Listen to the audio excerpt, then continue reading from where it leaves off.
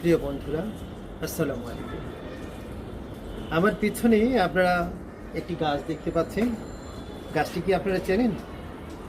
আমি গাছটির সাথে আপনাদের পরিচয় করিয়ে দেবো। এই গাছে দেখেন, আমার ছোট্ট গাছ, এটা বনসাই গাছ। এখানে ফল ঝুলে আছে। আমি আপনাদেরকে ফল পেড়ে দেখাচ্ছি।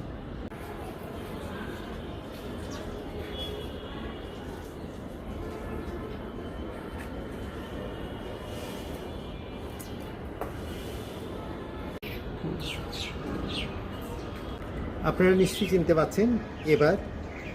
এই ফলটি কি? এটা তেঁতুল। খুব টক, তাই না? নিশ্চয়ই আপনাদের জিভেও পানি চলে এসে। আমার কিন্তু একদম, আমি ছোট্টবেলায় এই তেঁতুলের সাথে আমার পরিচয়। আমি প্রায় 14-15 বছর আগে আমার বাগানে 3টি এরকম তেঁতুল গাছ বুনেছিলাম।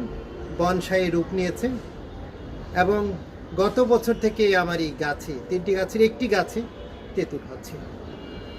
সব তেঁতুলের এই টকের সাথে যে কত গুণ লুকিয়ে আছে আপনারা জানেন? এই তেঁতুল আমাদের হজম শক্তি বৃদ্ধিতে, আমাদের পরিপাকতন্ত্রের জন্য, আমাদের শর্করা কমানোর জন্য, ওজন নিয়ন্ত্রণ শুধু নয়, আমাদের ডায়াবেটিস রোগীর জন্য এই তেঁতুল খুব উপকারী। এই তেঁতুল আমাদের যদি আমরা ডালে কিংবা আমরা ওই বলি না যে টকের ঘাটটা, যেটা যদি খান আপনারা, কেমন লাগবে? খুব ভালো লাগে না? এই তেঁতুল গাছ ছাদে আমরা বলতে পারি। এই তেঁতুল খেলে আমাদের যেমন মুখের স্বাদ বাড়ে, খুব ভালো লাগে। তবে তেঁতুল নিশ্চয়ই বেশি খাওয়া যায় না।